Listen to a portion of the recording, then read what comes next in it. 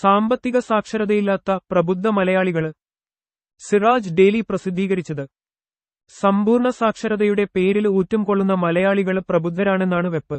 എന്നാൽ പണത്തോടുള്ള ആർത്തിയില് തട്ടിപ്പുകാരുടെ മുമ്പില് നമ്മുടെ ചിന്താശക്തിയും കാര്യബോധവും നഷ്ടമാകുന്നു. അക്ഷരജ്ഞാനം നേടിയതുകൊണ്ട് മാത്രമായില്ല, സാമ്പത്തിക സാക്ഷരതയും കൂടി വേണം. ഓൺലൈന് തട്ടിപ്പില് കുടുങ്ങി കേരളീയരുടെ പണം നഷ്ടമായ വാർത്തകളില്ലാത്ത ദിനങ്ങള് അപൂർവം. ലക്ഷങ്ങളും കോടികളുമാണ് ഇത്തരം തട്ടിപ്പില് അകപ്പെട്ട് ദിനംപ്രതി പലർക്കും നഷ്ടമാകുന്നത്. റിട്ടയർഡ് ബാങ്ക് മാനേജറായ കോഴിക്കോട് സ്വദേശിക്ക് നഷ്ടമായത് 65 ലക്ഷം രൂപയാണ്. ഓൺലൈന് വഴി വിദേശ നാണയ വ്യാപാരം നടത്തി വൻ ലാഭമുണ്ടാക്കിത്തരാമെന്ന് പ്രലോഭിപ്പിച്ച് കോഴിക്കോട് സൗത്ത് ബീച്ച് പാംബീച്ച് അപ്പാർട്ട്മെന്റിലെ വിമല് പ്രതാപ് റായ് റാഡിയ എന്ന വ്യക്തിയാണ് 65.22 ലക്ഷം തട്ടിയെടുത്തത്. റിട്ടയർഡ് ബാങ്ക് മാനേജറുടെ പരാതിയില് വിമല് പ്രതാപ് റായിയെ 2 ദിവസം മുമ്പ് സൈബർ ക്രൈം പോലീസ് അറസ്റ്റ് ചെയ്തു. കൊച്ചി പെരുമ്പാവൂര് സ്വദേശിക്ക് 4.5 കോടി നഷ്ടമായ കഥ പുറത്തുവന്നത് ഈ വർഷാന്ത്യമാണ്. ദുബൈയില് വെച്ച് പരിചയപ്പെട്ട ആളാണ്. ഷെയർ ട്രേഡിംഗില് വിദഗ്ധനാണെന്നും പണം നിക്ഷേപിച്ചാല് വൻതുക ലാഭം കൊയ്യാമെന്നും പ്രലോഭിപ്പിച്ച് കുരുക്കില് പെടുത്തിയത്. അയാളുടെ വാക്കില് വിശ്വസിച്ച് ആദ്യം ചെറിയൊരു തുക നിക്ഷേപിച്ചു. വൻ ലാഭമാണ് അതിന് ലഭിച്ചത്. അതോടെ തട്ടിപ്പുസംഘം നിരേശിച്ച വിവിധ അക്കൗണ്ടുകളിലേക്കായി 4.5 കോടി നിക്ഷേപിച്ചു.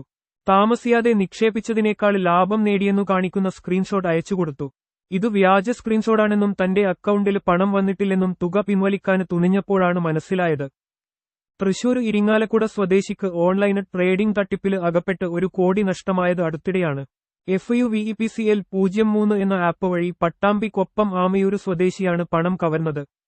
ഓൺലൈൻ ട്രേഡിംഗിന്റെ പേരിൽ ഇരിങ്ങാലക്കുടയിലെ റിട്ടയർഡ് അധ്യാപകനിൽ നിന്ന് ലക്ഷങ്ങൾ തട്ടിയെടുത്ത കേസിൽ കോഴിക്കോട് സ്വദേശികളായ 2 പേര് 3 ആഴ്ച മുമ്പ് അറസ്റ്റിലായി. ആദിത്യ ബിർള ഇക്വിറ്റി ലേണിംഗ് എന്ന പേരിൽ പ്രത്യക്ഷപ്പെട്ട വാട്സാപ്പ് ഗ്രൂപ്പ് വഴി പലരിൽ നിന്നായി 90 ലക്ഷം കൈക്കലാക്കിയ 3 പേരെ കൊച്ചി സൈബർ പോലീസ് പിടികൂടിയത് ഈ മാസാന്ത്യമാണ്. സംസ്ഥാനത്ത് നിരവധി പേർക്കാണ് ഷെയർ ട്രേഡിംഗിന്റെ പേരിൽ സമീപകാലത്തായി വൻതോതിൽ പണം നഷ്ടമായത്.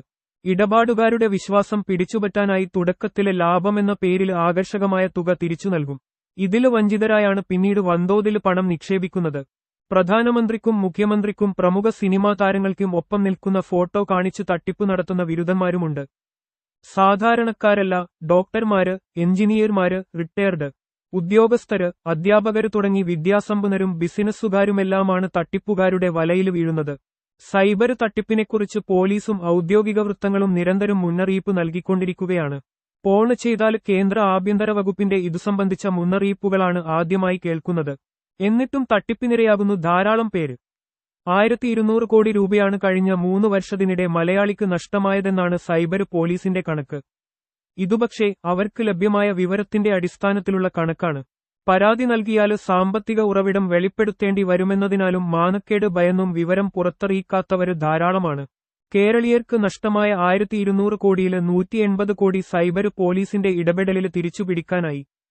സാമ്പത്തിക തട്ടിപ്പിനിരയായി എന്ന് വ്യക്തമായാല് 1 മണിക്കൂറിനകം 1930 എന്ന ഫോൺ നമ്പറില് സൈബർ സെല്ലില് വിവരമറിയിച്ചാല് തുക തിരിച്ചുപിടിക്കാനായേക്കും. സമ്പൂർണ്ണ സാക്ഷരതയുടെ പേരിൽ ഊറ്റം കൊള്ളുന്ന മലയാളികള് പ്രബുദ്ധരാണെന്നാണ് വെപ്പ്. എന്നാൽ പണത്തോടുള്ള ആർത്തിയില് തട്ടിപ്പുകാരുടെ മുമ്പില് നമ്മുടെ ചിന്താശക്തിയും കാര്യബോധവും നഷ്ടമാകുന്നു. അക്ഷരജ്ഞാനം നേടിയതുകൊണ്ട് മാത്രമായില്ല, സാമ്പത്തിക സാക്ഷരതയും കൂടി വേണം. സാമ്പത്തിക സാക്ഷരതയിലൂടെ മാത്രമേ ഈ രംഗത്തെ നെല്ലും പതിരും വേർതിരിച്ചറിയാനുള്ള വിവേകവും കഴിവും കൈവരിക്കാനാകുകയുള്ളൂ. അപരിചിതരായ വ്യക്തികള് അമിത ലാഭം വാഗ്ദാനം ചെയ്യുമ്പോള് അത് പ്രാവർത്തികവും പ്രായോഗികവുമാണോ എന്ന് ചിന്തിക്കുകയും തിരിച്ചറിയുകയും വേണം. യുക്തിസഹമല്ലാത്ത വാഗ്ദാനങ്ങളില് വിശ്വസിച്ച് കഷ്ടപ്പെട്ടു സമ്പാദിക്കുന്ന പണം തട്ടിപ്പുകാരുടെ കൈകളില് അകപ്പെടാൻ ഇടയാകരുത്. ഇവിടെയാണ് മലയാളിയുടെ പ്രബുദ്ധതയും വിവേകവും പ്രകടമാകേണ്ടത്. ഇന്നും ഇന്നലെയും തുടങ്ങിയതല്ല പ്രബുദ്ധ കേരളീയരെ ലക്ഷ്യം വെച്ചുള്ള തട്ടിപ്പുകാരുടെ അരങ്ങേറ്റം.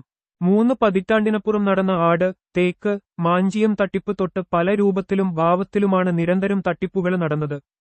Total for you, popular finance, safe and strong, solar തട്ടിപ്പ്, മോൻസന് മാവുങ്കലിന്റെ പുരാവസ്തു തട്ടിപ്പ്, പാതിവിലക്ക് സ്കൂട്ടര് എന്നിങ്ങനെ എത്ര തട്ടിപ്പുകളാണ് അരങ്ങേറിയത്. ആട്, തേക്ക്, മാഞ്ചിയം തട്ടിപ്പിന്റെ ന്യൂ ജനറേഷനാണ് നിലവിലെ ഓൺലൈന് തട്ടിപ്പുകള്. ഏതെങ്കിലുമൊരു അപരിചിതന് യൂണിഫോം ധരിച്ച് വീഡിയോ കോളിലൂടെ എൻഫോഴ്സ്മെന്റില് നിന്നോ ഇൻകം ടാക്സില് നിന്നോ ആണെന്ന് അവകാശപ്പെട്ടാല് ഭയപ്പെട്ട് അവര് പറയുന്ന അക്കൗണ്ടിലേക്ക് കോടികൾ അയക്കുന്നവരാണ് നമ്മില് നല്ലൊരു പങ്കും.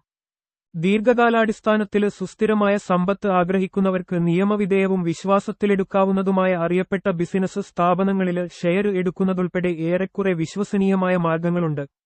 ഇത്തരം സംവിധാനങ്ങൾ ഉപയോഗപ്പെടുത്തുന്ന മലയാളികളുടെ എണ്ണം വളരെ കുറവാണെന്നാണ് സാമ്പത്തിക വിദഗ്ധരുടെ വിലയിരുത്തല്.